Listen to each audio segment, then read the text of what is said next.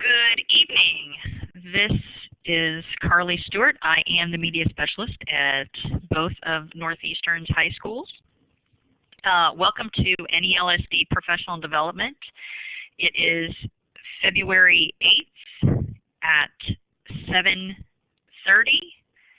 We're actually getting started a little bit early here. It's 7:24 exactly. I want to thank you for joining us. Our session is, we agree to follow these following norms and values: that we will respect each other's opinions, agree to share and participate, and the culture of all sessions will be in the interest of improving our learning environment at NELSD.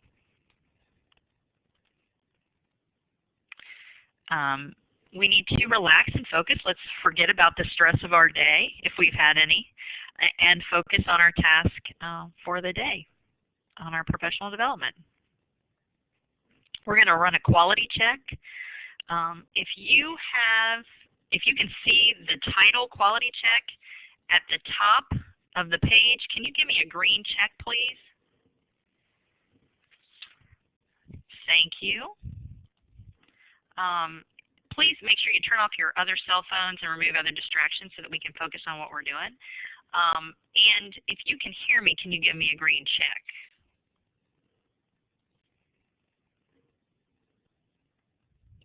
Thank you, Monica and Claire. If you can see the recording, the red recording button at the top, can you give me a green check? Excellent. So let's move on with our professional development after we've got that housekeeping out of the way.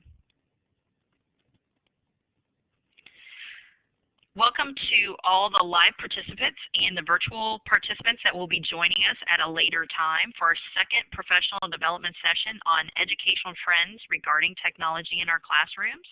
Today we will be investigating how the changes in educational technologies can be used to improve our effectiveness in the classroom. When you envisioned your first or your perfect classroom, what did you expect it to be like? So I want to ask you to complete this poll. I need to change the poll here real quick. How did you see it? Did you see yours as a traditional? Did you see it as online, which is probably not what most of us would see it as? Or would you like to see it as a blended classroom?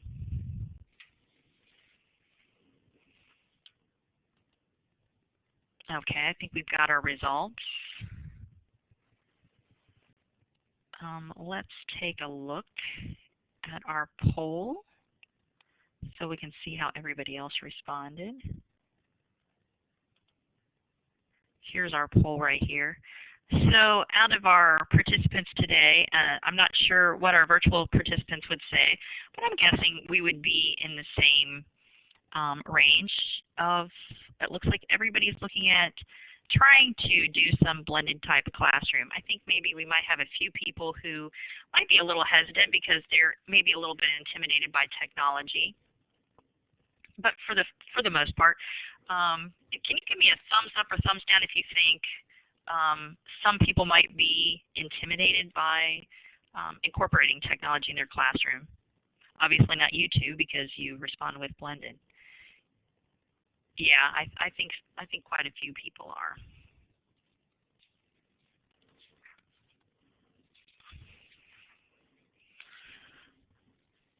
What I think we need to take a look at for a moment here is where the attitudes are in higher education regarding technology right now to really create a plan moving forward. In the study conducted by Gallup in 2014, Jasek and Lederman reported that 53% of technology administration compared to 32% of all faculty had taken some kind of online course. So that's about half. And out of those faculty, approximately 49% of those have instructed an online course, have also taken one as a student. So these results reveal that slightly under 1 in 4 have never instructed online, but they have taken an online course. So I think that's probably a good thing, but I guess I would have expected more people to be involved in some way like that. This study also revealed that these two groups, tech administrators and faculty, felt that online courses must have some type of valid interaction between students and the instructor for a quality online course to have active discourse. When looking at faculty opinions regarding online courses, the biggest concern was this interaction with the students during the class time. 83% went on to say that this was why they felt in-person courses were of higher quality. Of those 86% who converted a class from face-to-face to a hybrid course, elected to engage in more active learning techniques, which I think is important. Would you guys agree or disagree? You can give me a thumbs up or a smiley face.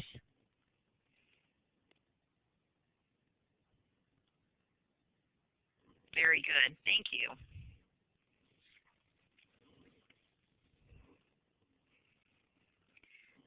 Now, before we move on, I just want to take a quick review. In our first professional development session, we looked at this theory established by Randy Garrison from his book in 2011 that incorporates these three elements for developing successful e-learning experiences. And I'm not sure how many were able to attend and view that first professional development, so I wanted to recall the framework as we build successful lessons for our students. Are we addressing all three areas: social presence, cognitive presence, and teaching presence? Can we go to that text chat, and could you tell me in the past if you've thought about all these areas? And if not, which one do you think needs more attention for us or more reflection after seeing this again?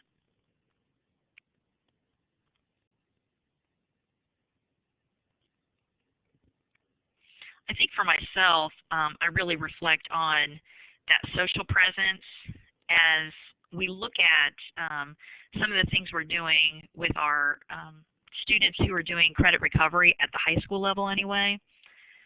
Because it is, yeah, Claire, I agree, that social presence, I think sometimes we're not really pushing that out, and I'm worried about our at-risk kids in this regard with the system we have now, and I kind of focused on that before, and I think, Monica, you and I had some discussions in the past about that, how to help these students be successful, maybe when they're not in the regular classroom anyway, and now we've put them in a different situation where they're not really getting that social interaction and support that they need. They're already at risk, and it's something we need to think about. I think Monica's typing something. Yeah, I agree. They can suffer from isolation, and I think that's really a way. Somehow we need to really bring that in to help them be successful. Yes, and confusion. True. So in his book, E-Learning in the 21st Century, A Framework for Research and Practice, you can really get into more depth of all these three presences and how they work together and understand this framework so you can really design quality lessons for our students. And I would highly recommend it. I do have a copy of this book, and I would be happy to share it and loan it out to any of my colleagues who might be interested in looking at that. Moving forward, okay. So where do we go now? I mean, for some of us, I think this might be a really new concept. I see some of the active participants today. I feel like they have more of a grasp of some of this online and this blending. But if you're coming to us and you're joining us later, there is a challenge, but we still need to move forward. And I think there are some things that we can do to really help that. Garrison tells us that the best learning takes place, and I would say this is in face-to-face or online, where there is a sense of community. Even in a face-to-face class, you still need all those presences to be successful. So we need to move on from a simple delivery of information in a passive response to something much more engaging and collaborative. When you say collaborative, it's not just collaborative between teachers, but it's collaborative, that teaching presence. And if you look at his book, you'll see that's talking about the students. They are incorporated into that teaching presence too. And we are seeing this collaboration in social networking. The kids are really successful at it, but we need to take that and focus this into some kind of learning model. So on this slide right here, what I'd like to do is take a moment to pause and have you think about what are some of the ways you have used technology successfully in your classroom. Possibly, and using our whiteboard tools, they should be there on your left. Can we add around the slide some examples? You can use the typing tool. You'll see the A box there. If you click on it, you can get to the larger capital A. And you can write in some things anywhere around the slide there. Monica's there. You can choose a color if you don't want to choose black and white. But you could include maybe some apps that you've used that have been successful, or any other tools that could include maybe, I don't know, an LMS that's helped you in your classroom, or any type of support tools that you might be able to share with our virtual learners that are joining us too. Remind 101, that's a good one. That's just, it's another key to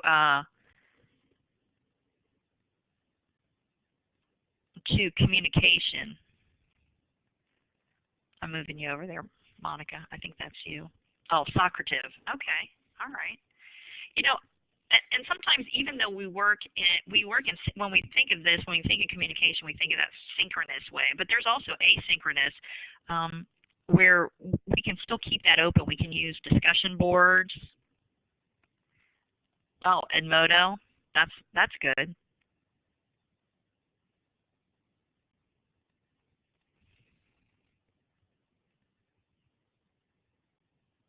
Use Schoology.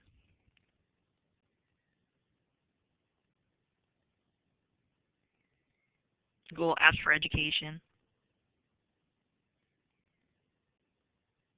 Those are all good. Those are all good examples.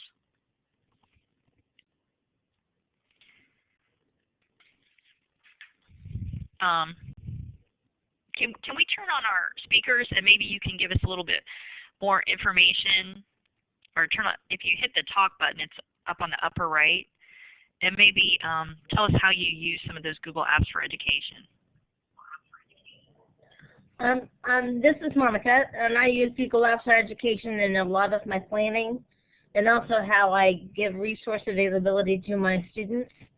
I have a site that we created for language arts 8, so anyone who takes language arts can access it for refreshment, or if you're absent, you can go there to get your work, extra copies of assignments. So I love a site now. I agree.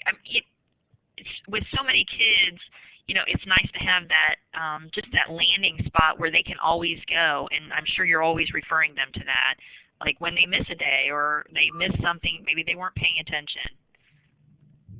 Well, it just holds them accountable, because the excuse of I didn't have that copy at home or I forgot my homework doesn't fly anymore. So it makes them a little bit more responsible for what they need to do. I like that too. And, and it's also good for parents.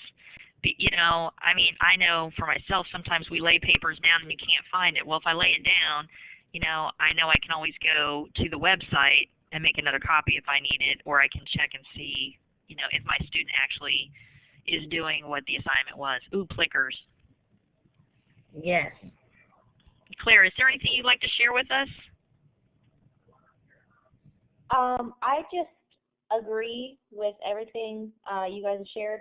I think that there are a lot of good tools, even as simple as some of the tools on Progress Book that allow us to share with parents, and you can upload documents, and you can upload homework there. There's just so many ways to communicate with families now that it really should cut down on that. Oh, I didn't have it. Oh, I didn't know it was due. Oh, I didn't know there was a test, because there are so many ways that we can be communicating back and forth between the school and the home. That's an interesting example, like you said, Progress Book. I think that we've had it for a while, but we really have it utilized all the tools that we have accessible there, and we kind of just use it for grading. But I know I have students being in the library come up all the time. I need to check my grades. I need to check my grades. And they are upset, like, because I don't know how they think we grade things sometimes, but if they hand it to us one period, they think it should be in there the next period, and we still have classes to teach. So they do rely on it. Yeah. I agree. Great. Okay, let's go ahead. So as we start to wrap up here, what are some of your thoughts that you're going to reflect on as you engage in this blended learning as we keep moving forward? You can either go to the chat box or you can just tell us what you think. Well, I think someone's having a plan B in case something doesn't work with technology, so that you can segue into something you're comfortable with. Yeah, that's true. As I reflect back, and I think what I'm reading in some of the text and some of the review too is I assume that all of our colleges, I thought everybody was doing some of these things. I just assumed all the teachers were there doing those, using the blended option or using their LMS at college. But, when you look at this study and, if anybody wants to see that more in depth, I will be glad to share it. It's really not moving as fast as we think. I think a lot of us are intimidated when I see this survey. I think a lot of older teachers maybe are still not as comfortable, and they think kids know more than we do. Now, they know a lot about social networking. They know a lot about other stuff, but they don't know how to use it to help them learn. And that's what we really have to grasp on. I think that's a huge part, because when you hold them accountable, even for something as simple as a password, and you don't let them off the hook, then all of a sudden they are capable of doing things. And I teach at the 8th grade level, so I'm always trying to keep an eye out for what's coming next at the high school and college level. And it's a life skill, for example, to keep track of passwords. Right. It really is. Sometimes I think we do, because we do have so many things available to, maybe we are really, I think a lot of us are trying, but then there are so many things with passwords, trying to help them choose something so they don't have to remember 27 different passwords too. It can be quite a challenge for some of them. I agree, and I think the piece, just educating some of our colleagues too on what all is out there and how useful it really is. I think there is a fear of technology, and a lot of people are very set in their ways and what they're doing. And I think that if we can get more of our colleagues to embrace the technology and all the great things that are out there, it'll hopefully lead to our students being even more successful. That's true. Yeah, because I really want to prepare them for when they do move to college, so that they are more successful in that learning environment, and they're more responsible for their own learning. What I'm seeing is the kids who are using some different things. We've done a lot of things with video. They are retaining because they're having to use these higher order thinking skills. They're having to plan. They're having to storyboard to pass the information along that they really want to pass along. It takes a lot more work, and it takes a lot more thinking. So that's been really good.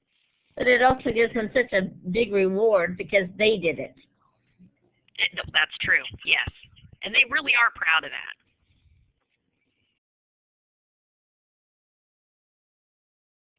Okay, as we start to wrap up here, I'd like to just share with you some of my references. Again, that one book was by Garrison, The E-Learning for the 21st Century. I've really taken a lot away from this and been able to share it with you.